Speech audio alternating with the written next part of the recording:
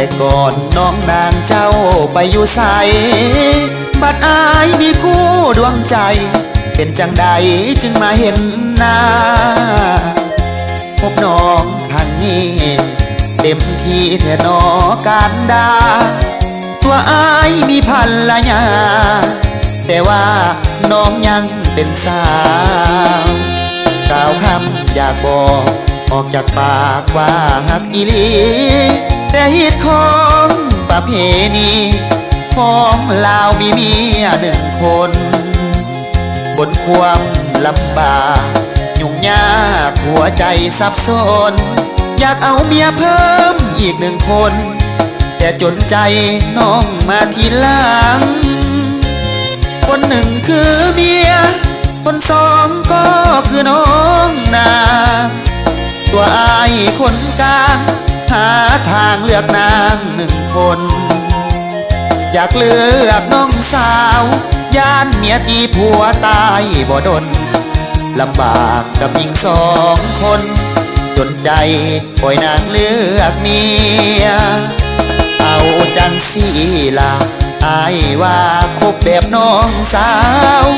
ย่านเป็นเรื่องเป็นราวน้องสาวอย่าได้โกรธเคืองเตือนใจตัวเองเกรงใจน้ำเมียอยู่เฮือน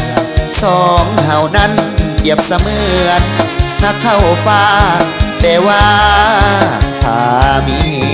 ย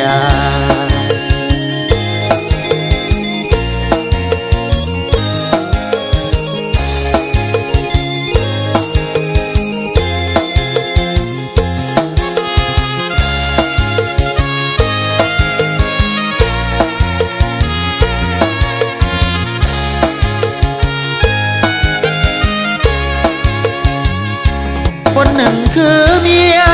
คนสองก็คือน้องนาตัวอายคนกลางหาทางเลือกนางหนึ่งคนอยากเลือกน้องสาวย่านเมียตีผัวตายบ่ดนลำบากกับหญิงสองคนจนใจปล่อยนางเลือกเมียเอาจังสีลาอายว่าคบแบบน้องสาวย่านเป็นเรื่องเป็นราวน้องสาวอย่าได้โกรธเคืองเตือนใจตัวเองเกรงใจน้ำเมียอยู่เฮือนสองเฮานั้นเปรียบเสมือนหักเข้าฟ้าแต่ว่าถ้าเมี